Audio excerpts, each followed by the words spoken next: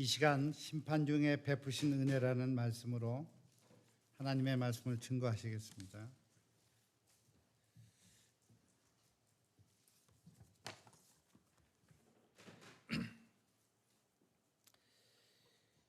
우리가 하나님은 어떤 분이실까 한번 생각해 볼 수 있습니다. 하나님은 어떤 분이실까? 영이시기 때문에 그 몸이 없으셔서 하나님 외모는 없으시죠. 예수님은 인간이셨기 때문에 어느 정도의 외모는 우리가 추측을 할 수가 있습니다. 예수님에 관한 영화가 많이 있죠. 거기 나오는 예수님 역할을 하는 그 배우들처럼 그렇게 멋있게 생기셨는지는 잘 모르지만 어쨌든 예수님은 남자이셨고 유대인이셨고 또 30대 청년이셨잖아요.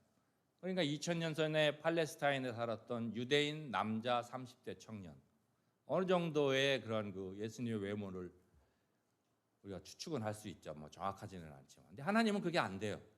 영이시기 때문에. 성품은 우리가 어느 정도 알 수 있습니다. 우리가 생각하기에 하나님은 특별히 구약에 나오시는 하나님은 무서운 분이다, 그렇게 생각할 수 있습니다.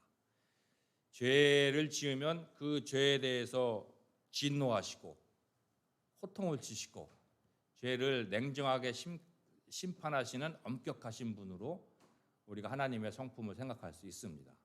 왜 그런가 하면은 그 출애굽기 32장에 이런 말씀들이 이와 같은 말씀들이 있기 때문에 그래요. 하나님이 모세에게 그러셨거든요. 내가 이 백성을 보니 목이 뻣뻣한 백성이로다. 내가 그들에게 진노하여 그들을 진멸하고. 이스라엘 백성들이 우상을 섬기니까 그거를 보고 목이 뻣뻣한 백성이다. 목을 하나님께 굽히지 않는 백성이 되는 거죠. 불순종하는 사람들이라는 겁니다. 그래서 그들에게 진노하시고 진멸하신다 그러셨어요. 화를 내실 뿐만 아니라 진멸하신다. 싹 쓸어버리시겠다. 무시무시하죠. 또 로마서 1장 18절에는 이런 말씀이 있습니다. 하나님의 진노가 불의로 진리를 막는 사람들의 모든 경건하지 않음과 불의에 대하여 하늘로부터 나타나나니, 하나님의 진노가 하늘로부터 나타난다고 그래요. 하나님은 불의에 대해서 진노하시는 분이신 겁니다. 그래서 하나님은 무서운 분, 엄격하신 분, 호통을 치시는 분, 냉정하신 분이다. 우리가 이렇게 하나님에 대해서 생각할 수가 있는 겁니다. 그렇지만 시편 103편에는 이런 말씀도 있어요. 여호와는 긍휼이 많으시고 은혜로우시며 노하기를 더디하시고 인자하심이 풍부하시도다. 자주 경책하지 아니하시며 노를 영원히 품지 아니하시리로다. 긍휼이 많으시고 은혜로우시고 화를 더디 내신대요. 자주 경책하지 않으신다. 그러니까 자주 꾸짖지 아니하시고 영원히 화를 품지 않으신다고 그럽니다. 그러니까 화를 내시고 호통치시는 모습과는 또 대조적인 거죠. 그래서 하나님에게는 이 두 가지의 모습이 다 있는 겁니다. 은혜로우시면서 동시에 차갑고 냉정하신 분, 사랑과 자비를 베푸시지만 죄에 대해서는 엄격한 잣대를 들이대시는 분, 두 가지의 성품이 하나님에게는 있는 거죠. 오늘 말씀에 이 두 개에 상반되는 하나님의 성품이 나와 있습니다. 아담과 이브가 하나님의 말씀에 불순종해서 선악과를 먹었잖아요. 그래서 그 아담의 죄에 대해서 하나님은 냉정하게 심판을 하셨어요. 그런데 심판만 하신 것이 아니고 사랑과 은혜도 베푸셨습니다. 죄를 심판하시면서 동시에 은혜로운 모습도 보여주신 거예요. 그래서 먼저 하나님이 내리신 심판부터 한번 살펴보도록 하겠습니다. 그런 다음에 이제 하나님이 베푸신 은혜를 살펴볼 거예요. 이브에게 두 가지의 심판을 내리셨죠. 16절입니다. 또 여자에게 이르시되 내가 내게 임신하는 고통을 크게 더하리니 네가 수고하고 자식을 낳을 것이며 너는 남편을 원하고 남편은 너를 다스릴 것이니라. 첫 번째 내리신 심판은 임신과 출산 시의 고통을 겪는 것. 두 번째 심판은 남편을 원하지만 남편의 다스림을 받는 겁니다. 첫 번째가 임신과 출산의 고통이죠. 근데 16절에 보면은 고통을 크게 더한다 그랬어요. 죄가 들어오기 전에는 임신과 출산 시에 고통이 없었는데 이 없던 고통이 새롭게 생긴 게 아닙니다. 그 전에도 고통은 있었지만 죄가 들어오고 난 다음에는 임신과 출산 시의 고통이 그 전보다 더해진 거예요. 더 커진 겁니다. 이게 하나님이 내리신 심판이에요. 근데 출산 시의 고통뿐만 아니라 임신 시에도 고통이 크게 더해진다고 그러죠. 뭐 출산하실 때 힘들어하시는 걸 우리가 다 알지만 이 임신할 중에 겪는 고통은 산모가 임신 중에 건강에 주의를 기울이는 것을 말하죠. 행동도 조심하지 않습니까? 또 임신 중에 오는 질병, 그 임신 고혈압 또는 임신 당뇨 이런 거 있습니다. 또 조산기를 가지시는 분들이 있어요. 그래서 조산하지 않으시려고 아주 엄청나게 조심하는 분들도 있습니다. 이게 이제 임신 중에 겪는 고통을 말하는 거죠. 또 육체적 고통만 있는 게 아니라 정신적 고통도 있다고 그럽니다. 임신 중에 불안해하고 초조해하시는 분들이 있대요. 그리고 출산 후에 겪는 베이비 블루라고 있지 않습니까? 그 산모들이 출산하고 난 다음에 우울증을 겪기도 한다고 그럽니다. 그러니까 출산 시에 있는 고통은 물론이고 임신 10개월 동안에도 고생을 해야 되죠. 근데 이렇게 임신과 출산 과정의 산모들이 겪는 육체적, 정신적 고통이 바로 하나님이 죄에 대해서 내리신 심판인 겁니다. 두 번째 심판은 아내가 남편의 다스림을 받는 겁니다. 16절 끝부분에 그렇게 돼 있죠. 너는 남편을 원하고 남편은 너를 다스릴 것이니라. 이브가 아담을 원한다는 거예요. 이게 무슨 뜻일까? 좀 해석이 쉽지가 않아요. 옛날 그 개역 한글 성경, 개역 한글 성경은 너는 남편을 사모하고 그랬어요. 원하고가 아니라 사모하고. 이거는 더 어려워요. 이브가 남편을 사모하는 게 뭔가? 근데 이제 개역 개정 제가 가지고 있는 성경은 창세기 4장 7절을 참고해서 너는 남편을 원하고 이렇게 해석해 놨어요. 예전 성경에는 사모하고인데 이 사모하고를 원하고로 바꿔놨어요. 4장 7절에 이렇게 되어 있습니다. 죄가 너를 원하나 너는 죄를 다스릴지니라. 가인에게 하나님이 하신 말씀이거든요. 죄가 너를 원하나. 이 4장 7절 말씀하고 오늘 말씀 16절 말씀이 거의 똑같습니다. 대명사만 달라요. 단어도 똑같고 또 단어가 배열된 순서도 똑같이 되어 있어요. 16절에는 너는 남편을 원하고 이렇게 되어 있는데 4장 7절은 죄가 너를 원하나 이렇게 되어 있거든요. 16절에 남편은 너를 다스릴 것이니라 이렇게 되어 있는데 4장 7절은 너는 죄를 다스릴지니라. 아주 두 문장이 거의 일치합니다. 문법적으로 아주 유사해요. 가인이 하나님께서 동생 아벨의 제사는 받으시는데 자기의 제사는 받지 않으니까 가인이 동생에 대해서 시기심이 나서 화가 나면서 안색이 변했어요. 하나님이 그 가인이 안색이 변한 것을 보셨습니다. 그거를 보시고 죄가 너를 원하나 너는 죄를 다스려라 그러신 거예요. 뭡니까? 죄가 너를 지배해서 동생 아벨을 살해하려고 하는 마음을 네가 품었는데 너는 그 죄를 다스려야 된다 그래요. 말씀을 하신 거죠. 죄에 굴복해서 동생을 살해해서는 안 된다 이 말씀을 하신 겁니다. 16절에 너는 남편을 원하고 또 이거는 죄가 너를 원하나와 똑같이 4장 7절에 죄가 너를 원하나와 똑같이 해석을 하면 돼요. 너는 남편을 원하고는 뭡니까? 죄가 가인을 지배하려고 하듯이 이브가 아담을 지배하려고 하는 것을 뜻합니다. 죄가 가인을 지배해서 동생을 살해하려고 한단 말이죠. 그것처럼 이브가 아담을 지배해서 집안의 가장의 자리에 앉기를 원한다는 뜻이에요. 근데 남편은 너를 다스릴 것이니라 그랬거든요. 가인이 죄를 다스려야 되듯이 남편이 아내를 다스릴 거라는 겁니다. 이브가 가정의 주도권을 주려고 하지만 아담이 그 주도권을 빼앗지 않을 거라는 겁니다.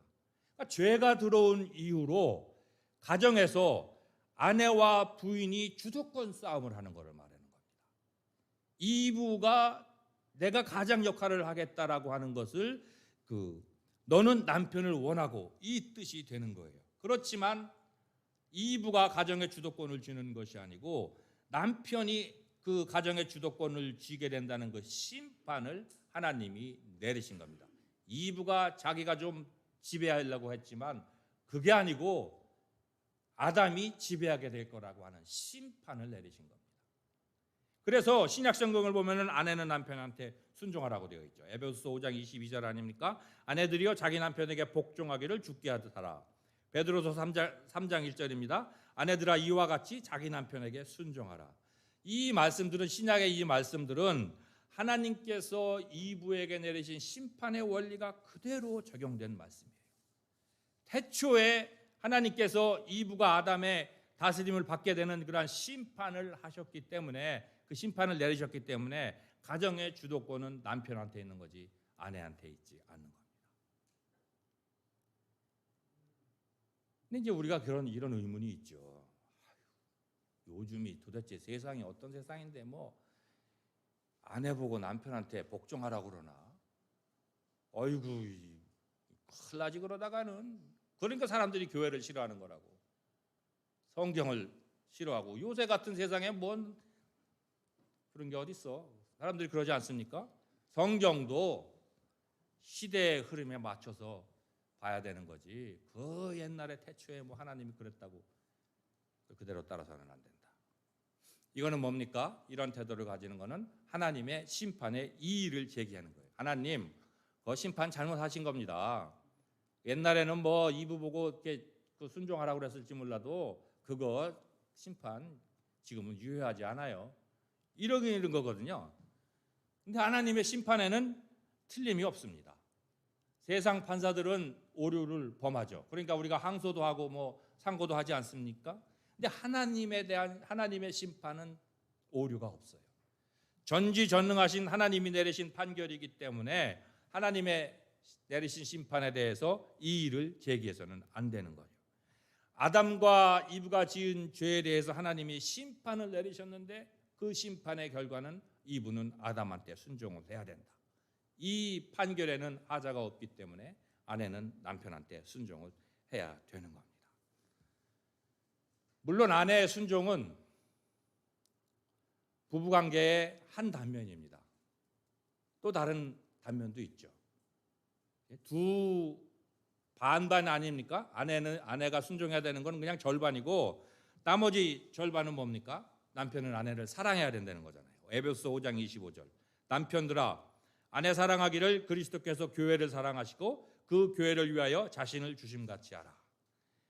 교회를 위해서 자신을 주심과 같이 아내를 사랑하라. 교회를 위해서 예수님이 자신을 어떻게 주셨습니까? 십자가에서 돌아가셨거든요. 그렇게 엄청나게 사랑을 하신 거예요. 교회를 위해서 예수님이 본인의 목숨을 십자가에서 바치셨는데 그렇게 자신의 목숨을 바치실 정도로 교회를 사랑한 것 같이 남편은 아내를 사랑해야 된다는 거죠. 엄청난 것을 남편들한테 요구를 하는 겁니다. 그러니까 이런 말씀들이 있기 때문에 아내들은 이런 생각을 하는 거죠. 나를 사랑하지 않는 남편한테 내가 어떻게 순종을 해? 예수님처럼 한번 나를 사랑해봐.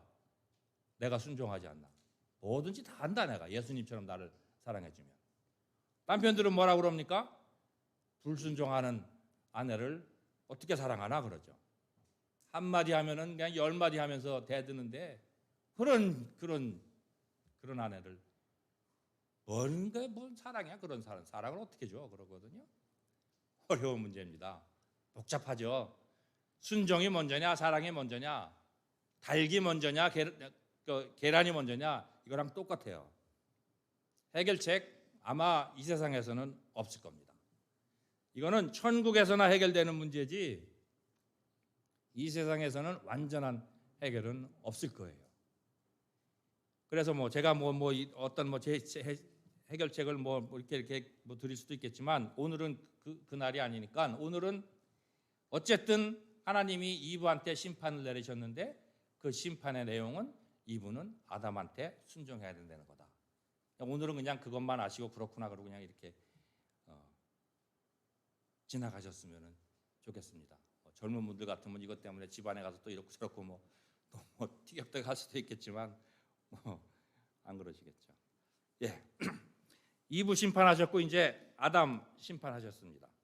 아담에게 하신 첫 번째 심판은 아담이 이제 저주받은 땅에서 살아야 되는 겁니다. 17절 18절에 그렇게 돼 있죠. 아담에게 이르시되 내 아내의 말을 듣고 내가 내게 먹지 말라 한 나무의 열매를 먹었은즉 땅은 너로 말미암아 저주를 받고 땅이 내게 가시덤불과 엉겅퀴를 낼 것이라. 아담이 지은 죄로 인해서 땅이 저주를 받았습니다. 그래서 땅이 가시덤불과 엉겅퀴를 내게 됐어요. 하나님께서 창조를 마치시고 보시기에 좋았더라 그러셨는데 이제 땅에서 가시덤불과 엉겅퀴가 나니까 땅이 더 이상 하나님 보시기에 좋은 것이 아니게 된 겁니다. 땅에서 가시덤불과 엉겅퀴가 나니까 아담은 이제 땀을 흘려야 먹고 살 수 있게 됐습니다. 17절 후반절에 이렇게 돼 있죠. 내 평생에 수고하여야 그 소산을 먹으리라. 19절입니다. 내가 흙으로 돌아갈 때까지 얼굴에 땀을 흘려야 먹을 것을 먹으리니. 에덴 동산에는 먹을 것이 풍부했기 때문에 뭐 힘들이지 않고 식량 문제를 해결할 수 있었습니다. 일하는 게 뭐 이렇게 뭐 그렇게 힘든 일이 아니었어요. 그냥 뭐 지천에 먹을 게 널려 있었기 때문에 그냥 즐겁게 나가서 그냥 먹을 거 가져왔을 겁니다. 근데 이제 땀 흘리며 수고를 해야 생존할 수 있게 됐어요. 일하는 게 이제 고생하는 거고 수고하는 게 된 겁니다. 땀을 흘리며 고생해야 되니까 때로는 짜증이 나고 힘들어요. 그래서 어떻게 해요? 먹고 살아야 되는데. 그러니까 일하는 거는 먹고 살기 위해서 어쩔 수 없이 해야 되는 거로 바뀌어버린 겁니다. 그리고 또 땅이 저주를 받았다고 하는 것은 단지 땅만 저주를 받은 것을 뜻하는 것은 아닙니다. 땅이 가시덤불과 엉겅퀴를 낸다고 하는 것은 자연 조건이 변했다는 것을 말해줍니다. 땅이 더 이상 비옥하지 않은 거예요. 그래서 땅이 저주를 받았다고 하는 것은 자연 전체가 저주를 받아서 하나님이 태초에 세우신 자연 질서가 파괴됐다고 하는 것을 말해줍니다. 로마서 8장 22절에 이런 말씀이 있거든요. 피조물이 다 이제까지 함께 탄식하며 함께 고통을 겪고 있는 것을 우리가 아느니라. 피조물이 탄식을 한다고 합니다. 고통을 겪는데요. 그래서 21절에 이렇게 되어 있어요. 그 바라는 것은 피조물도 썩어짐의 종로로 타는 데서 해방돼요. 피조물도 해방되기를 원한다는 겁니다. 저주를 받아서 썩어지고 고통을 겪기 때문에 그 썩어짐과 고통받는 데서 피조물이 해방되기를 원한다는 거예요. 이거는 뭡니까? 자연 질서가 무너진 겁니다. 그래서 자연이 썩어지고 고통을 받는 거예요. 자연 질서가 무너져서 자연이 그렇게 고통을 겪기 때문에 그것이 주는 피해를 우리가 인류가 입기도 하는 겁니다. 우리가 그거는 눈으로 지금 보고 있는 현실이죠. 뭐 일기예보 30분 하는 뉴스에 그냥 매일 나옵니다. 매일. 지금 히트돔이라고 그래가지고 남쪽에는 100도 이상 되는 날이 뭐 연속으로 한 달 이상 된다 이렇게 그 뉴스가 나오고 있죠. 또 지난 겨울에는 대기의 강, 뭐 애트모스피릭 리버 이래가지고 긴 비구름띠가 태평양으로부터 그 캘리포니아 쪽으로 연속으로 밀려와가지고 엄청나게 비가 많이 왔습니다. 눈하고. 그래서 제 생명과 재산에 피해를 입었어요. 그것뿐만이 아니죠. 토네이도 있죠. 허리케인, 태풍, 지진, 화산 폭발 이런 것들로 인해서 인류가 피해를 입습니다. 그러니까 이 세상에 들어온 죄로 인해서 자연이 저주를 받아서 그 피해를 우리가 입는 거예요.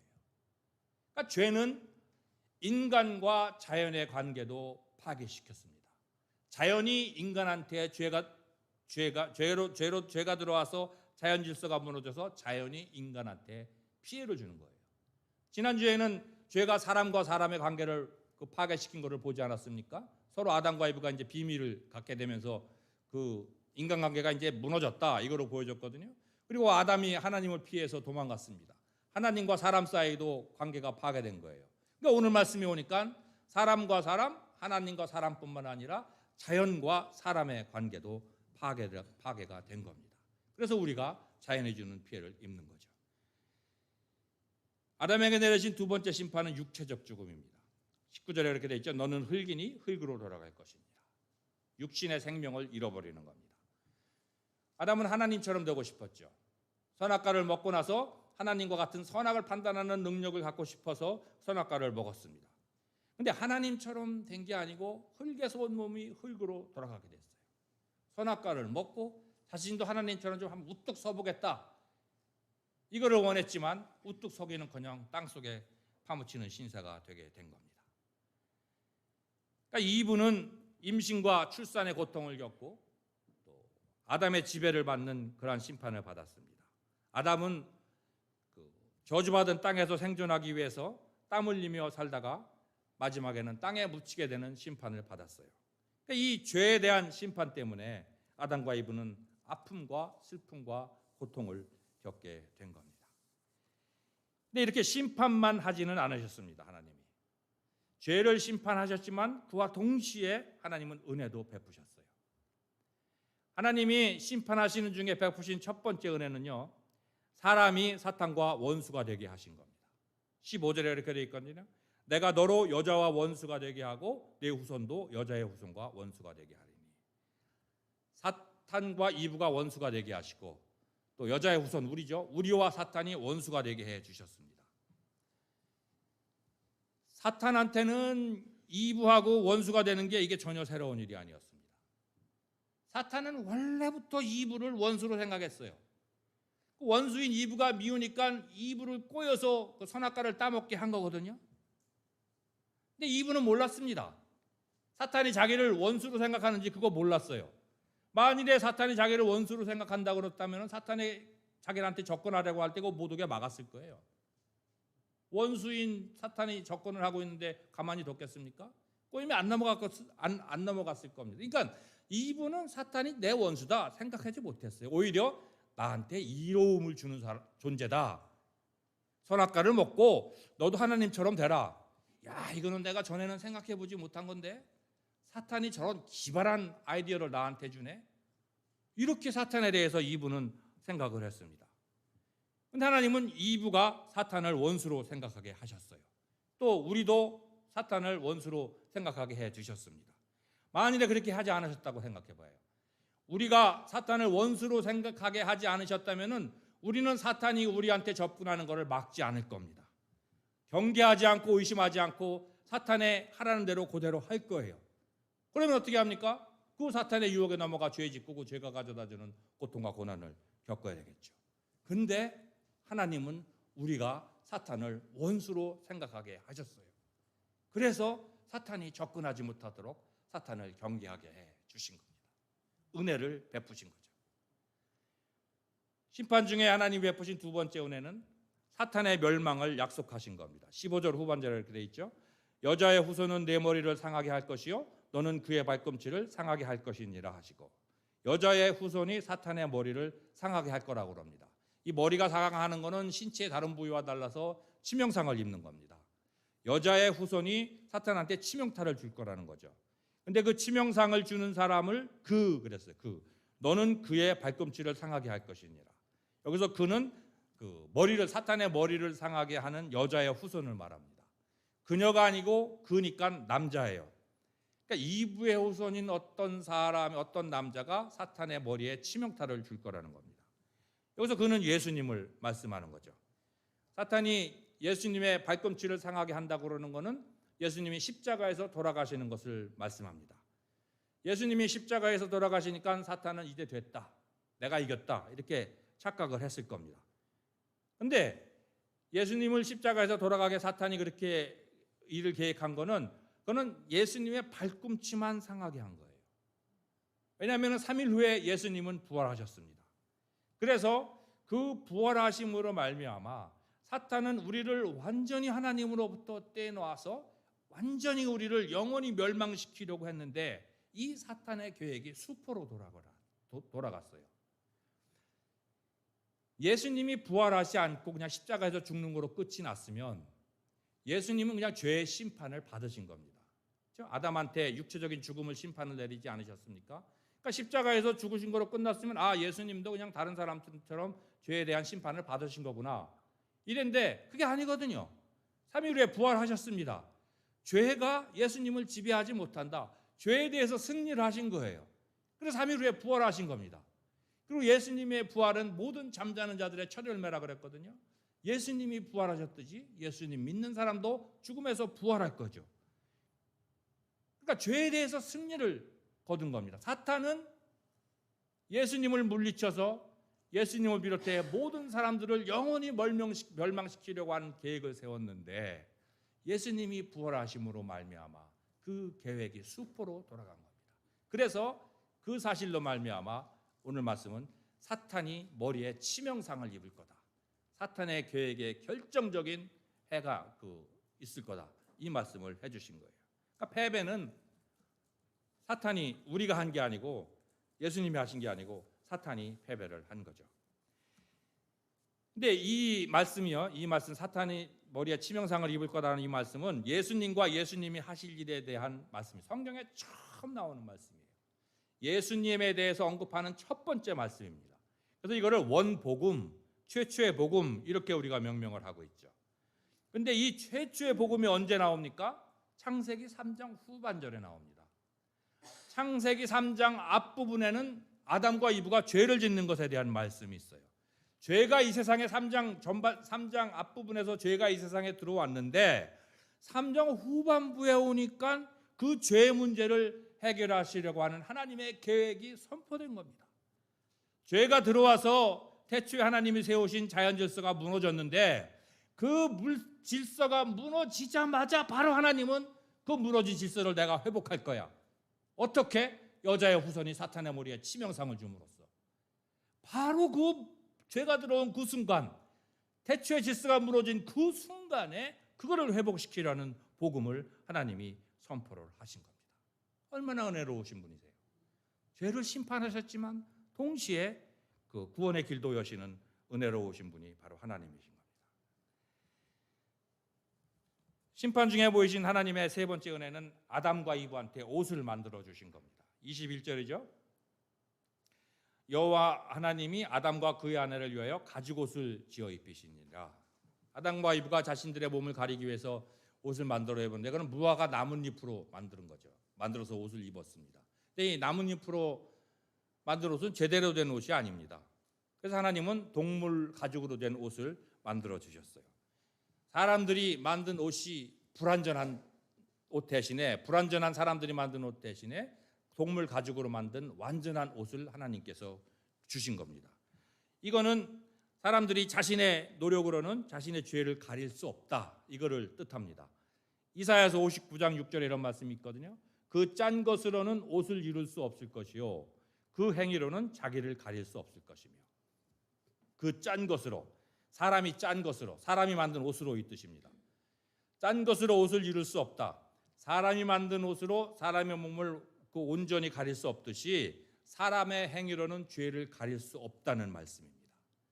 사람의 힘으로는 자신의 죄의 문제를 해결할 수 없고 오직 하나님만이 죄의 문제를 해결해 줄 수 있다는 말씀을 해주신 겁니다. 아담과 이브한테 옷을 만들어 주시기 위해서 동물을 잡으셨죠. 아담의 옷을 위해서 동물 한 마리, 이브의 옷을 위해서 동물 한 마리, 각각 한 마리씩 어쩌면 두 마리의 동물을 하나님이 잡으셨을 겁니다. 나중에 이제 이스라엘 백성들이 모세의 인도하에 출애굽을 할 때 각 가정당 한 마리씩의 양을 잡으라고 말씀하셨어요. 양을 선택해서 그 양이 흠이 없으면은 그 양을 잡아서 그 양의 피를 문설주에 바르라고 그러셨습니다. 그래서 문설주에 피가 발라져 있는 집은 죽음의 천사가 그냥 지나쳤습니다. 피가 발라져 있지 않으면은 죽음의 천사가 들어가서 그 집의 장자가 그날 밤에 죽음을 당했어요. 당시 문화에서 장자는 집안의 기둥이었습니다. 한 집안의 미래였고 희망이었습니다. 그러니까 동물 한 마리가 희생을 당해서 장자가 살아남아서 각 한 가정의 미래가 보장된 거예요. 아담 한 사람을 위해서 동물 한 마리가 희생됐었는데 이제 한 가족을 위해서 양 한 마리가 희생당하는 거로 확대된 겁니다. 출애굽을 한 이스라엘 백성들한테 하나님께서 율법을 주셨죠. 그 율법 중에 속죄일이 있었습니다. 이 속죄일에는 대제사장이 이스라엘 전체를 위해서 양 한 마리를 잡았어요. 그 양의 피를 속죄소에 뿌려서 온 백성의 죄가 사함을 받을 수 있게 해 주셨습니다. 뭡니까? 아담을 위해서 동물 한 마리가 희생됐었죠. 6월절 출애굽할 때는 한 가족을 위해서 양 한 마리가 희생됐던 것이 이제는 온 백성을 위해서 양 한 마리가 희생되는 거로 확대된 겁니다. 그리고 이거는 온 세상을 위해 한 마리의 어린 양이 희생당하는 것으로 더 넓어지죠. 세례 요한이 예수님에 대해서 이렇게 말했거든요. 보라, 세상 죄를 지고 가는 하나님의 어린 양이로다. 그러니까 예수님은 이 세상의 모든 죄를 감당하시는 하나님의 어린 양이라는 겁니다. 아담 한 사람을 위해서 동물 한 마리가 희생됐고 출애굽을 할 때 한 가족을 위해서 동물 한 마리가 희생됐습니다. 속죄일에는 이스라엘 백성 전체를 위해서 양 한 마리가 희생됐던 것이 이제는 온 세상을 위해서 하나님의 어린 양 예수님께서 희생당하는 거로 확대된 거예요. 그래서 아담과 이브에게 옷을 만들어 주시기 위해서 동물을 희생시키신 것은 예수님께서 온 세상을 위해 십자가에서 돌아가실 것을 예포하는 일인 겁니다. 그러니까 죄를 심판하신과 동시에 온 세상의 구원의 길을 여신 하나님은 은혜가 풍성하신 분인 게 확실한 거죠. 네 번째 하나님이 그 심판 중에 베푸신 은혜는 사람들이 생명나무에 접근하지 못하게 하신 겁니다. 24절이죠. 이같이 하나님이 그 사람을 쫓아내시고 에덴 동산 동쪽에 그룹들과 두루 도는 불칼을 두어 생명나무의 길을 지키게 하시니라. 사람이 생명나무 가까이 가지 못하도록 막으신 겁니다. 선악과를 먹은 아담과 이브는 생명나무 열매도 틀림없이 먹을 거예요. 그렇지 않겠습니까? 선악과 먹지 말라고 한 그 나무 열매도 먹었는데 생명나무 열매는 먹지 말라고 하나님 말씀하신 적이 없거든요. 그거 먹겠죠. 더욱이 이제 아담과 이브는 죄에 대한 심판으로 육체적인 죽음을 맞이하게 될 텐데 죽음이 가까이 하는 것을 보고 야 저것 다 먹고 좀 더 살자. 그 유혹 감당해내겠습니까? 이 두 사람이? 틀림없이 생명나무 열매에 그 손을 댔을 겁니다. 근데 그거 먹으면 영생하는 거죠. 아담과 이브는 이제 죄인이 됐습니다. 이 세상에는 죄가 들어왔어요. 죄인이 생명나무 열매를 먹으면 죄인이 영생하는 건데 죄인이 영생하는 거 축복 아닙니다. 죄가 있는 세상에서 다른 죄인들과 섞여서 영생하는 거 쉬운 일 아닙니다. 왜 그래요? 로마서 3장을 보면 죄인들을 이렇게 묘사하고 있습니다. 그들의 목구멍은 열린 무덤이요 그 혀로는 속임을 일삼으며 그 입술에는 독사의 독이 있고 그 입에는 저주와 악독이 가득하고 그 발은 피 흘리는 데 빠른지라. 파멸과 고생이 그 길에 있어 평강의 길을 알지 못하였고 그들의 눈앞에 하나님을 두려워함이 없느니라. 죄인들이 이 세상에 사는 죄인들이 어떤 모습이라는 겁니까? 혀로 속임을 일삼고 입에는 저주와 악독이 가득하고 다른 사람의 피를 흘리기 위해서 빨리 달려가는 사람들이 죄인들이라는 거예요. 참 너무 과장된 표현은 틀림없어요. 뭐 이렇게까지 뭐 죄인이 심한가 충분히 생각할 수 있지만 과장된 표현이지만 악한 마음을 우리에게 품은 사람들이 우리 주변에 없는 게 아닙니다. 그렇죠? 내가 좀 망하기를 원하는 사람들이 우리 주변에 있어요. 그러니까 이러한 사람들이 사는 세상에서 나에 대해서 악한 마음을 품고 있는 사람들이 사는 세상에서 그 사람들과 함께 영생을 하다가 보면은 겪지 말아야 할 일을 겪을 수 있고 보지 말아야 할 것도 볼 수가 있는 겁니다. 죄 있는 세상에서 다른 죄인들과 함께 살다가 보면은 당하지 않아도 될 일을 당하게 돼서 고통과 고생을 하면서 살 수도 있는 겁니다. 제가 전에 섬기던 교회에서 이제 친교 시간인데 연세 많이 드신 한 집사님께서 이러셨어요. 내가 앞으로 10년은 더 살 수 있을 거야. 이렇게 기분 좋게 말씀을 하시니까 그 앞에 있던 다른 집사님이 그분도 연세가 많이 드셨는데 그분이 그러시더라고요. 왜? 10년이나 더 살려고? 이렇게 하면서 농담을 하셨거든요. 뭐 이렇게 오래 살려고 그러냐 이제 그 말씀을 하신 거죠. 제가 메디칼 데이케어 의료복지관 4년 일했습니다. 한국 분들이 계신데 이 지역에는 이제 아리랑이라고 하는 것이 있어서 이제 그런 데서 4년을 일했는데 처음에는 운전을 하다가 이제 나중에는 이제 병원들 많이 가시니까 병원 가시는 약속 잡아드리고 또 병원 가실 때 준비해야 될 일도 있거든요. 그런 건 이제 이렇게 준비해서 가시라 이제 그런 일을 했습니다. 근데 제가 일하던 곳에서 어르신 한 분이 딸을 잃으셨어요. 그분이 이제 90 가까이 되셨는데 따님은 60대였습니다. 60대. 근데 따님이 운전을 하다가 뇌출혈이 오면서 교통사고가 나서 사망을 한 거예요. 이제 그날 이제 그분이 그런 일을 당하셨다는 걸 알고 그날 일 끝나고 이제 집으로 찾아갔죠. 뭐 제가 거기 뭐 목사는 아니죠. 한 명의 직원인데 이제 매일 예배를 드리는데 제가 일주일에 그래서 한 번, 두 번 이렇게 말씀을 전했거든요. 거기 계신 어르신들이 저를 그냥 목사님 이렇게 불러요. 직원은 뭐 옥선생 뭐 이렇게 부르는데 거기 계신 어르신들은 저를 목사님이라고 이렇게 대해 주셔서 그날 이제 제가 설교를 해서 성경책도 읽고 그러니까 집으로 찾아갔습니다. 그분이 그래요. 내가 먼저 가야지. 왜 지가 먼저 가? 딸이 먼저 갔다는 거예요. 갈 사람이 가야 되는데 내가 너무 오래 살았어. 오래 살다가 보니까 딸이 자기보다 먼저 가는 걸 봤다는 거죠. 장수는 분명히 축복입니다. 제가 뭐 이런 말씀 드린다고 해서 연세 드시면 빨리빨리 뭐 세상 떠나시라 이건 절대 아니고, 장수는 분명히 하나님의 축복인데 이 죄 있는 세상에서 살다가 보면은 좋은 일도 많지만 마음 아픈 일도 많이 겪게 되는 거예요.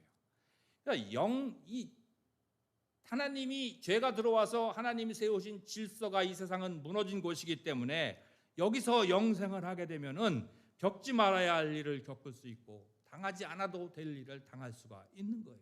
그래서 죄 있는 세상에서 죄인들과 함께 영생하는 건 이거는 꼭 축복은 아닌 겁니다. 그래서 하나님이 생명나무로 가는 길을 막으신 거예요. 죄인들이 생명나무의 열매를 먹고 영생하는 것을 막으신 겁니다. 지금 먹지 말라는 거예요. 지금 먹지 말고 죄의 문제가 완전히 해결된 다음에 그때 생명나무의 열매를 먹고 영생을 하라 이러신 겁니다. 이 죄 있는 세상에서 영원히 살지 말고 죄의 문제가 완전히 해결된 새하늘과 새 땅에서 영원히 살으라고 하나님은 생명나무에 이르는 길을 막으신 겁니다. 그러니까 하나님은 틀림없이 은혜로우신 분이세요. 이 죄 많은 세상에서 다른 죄인들과 함께 영생하는 길을 막으신 하나님은 충분히 은혜로운 분이신 겁니다. 하박국 선지자가 이런 기도를 했습니다. 여호와여, 주는 주의 일을 이 수년 내에 부응하게 하소서. 이 수년 내에 나타내시옵소서. 진노 중에라도 긍휼을 잊지 마옵소서. 진노 중에라도 긍휼을 잊지 마옵소서. 하나님, 내가 죄를 져서 하나님이 내 죄를 징계하실 때 나한테 긍휼을 베푸시는 것을 잊지 마세요. 내가 불순종해서 내 불순종에 대해서 하나님이 진노, 화를 내실 때 하나님 제발 저에게 자비와 긍휼을 베풀어 주시옵소서. 이렇게 기도를 한 겁니다. 하박국이 이렇게 기도를 했죠. 또 오늘 말씀에서 우리가 보지 않았습니까? 하나님은 우리가 지은 죄에 대해서 심판을 하시지만 그 심판 중에도 은혜와 긍휼을 베푸시는 분이세요. 심판 중에 은혜를 베푸시고 진노하시면서도 긍휼을 베푸시는 하나님 참 좋으신 분입니다. 이렇게 좋으신 분과 항상 함께 하시면서 풍성한 삶을 누리시길 주님의 이름으로 축원합니다. 하나님 아버지, 심판 중에도 우리를 불쌍히 여기시는 하나님, 우리가 이 죄 많은 세상에 살면서 하나님께 불순종하고 그거에 따라서 하나님은 징계를 하시지만 거기에 그치시는 것이 아니고 하나님은 자비와 은혜와 긍휼을 베푸시기를 주저하지 않으십니다. 이 좋으신 하나님과 우리 성도들이 늘 함께 할 수 있도록 하나님 꼭 동행해 주시기를 소망하며 예수님의 이름으로 기도드렸습니다.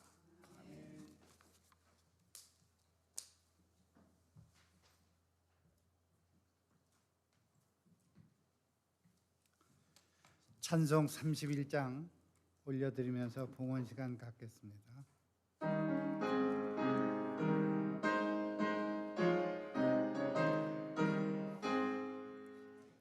영광의 왕께 다 경배하며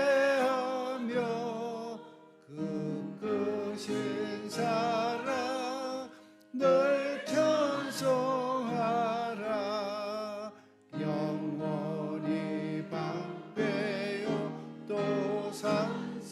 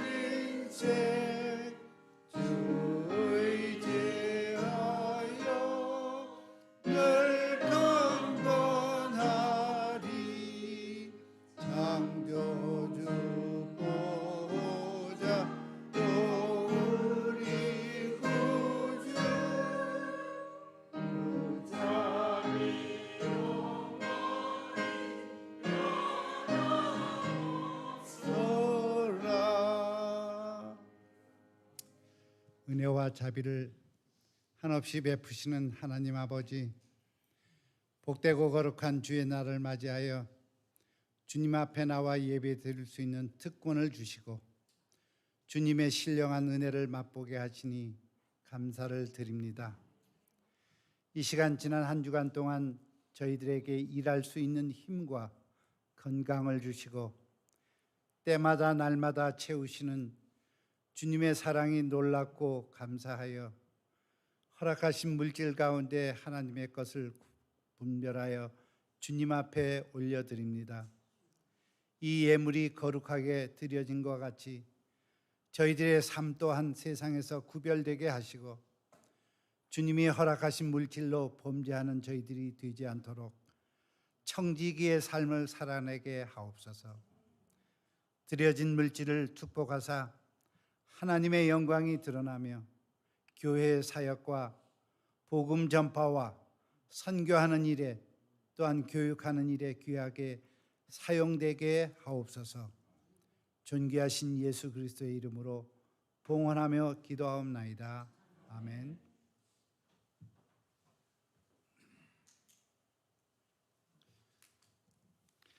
광고 말씀드립니다. 오늘 이 더운 여름에도 기억하셔서 예배자로 참석하신 여러분 주님의 이름으로 환영합니다.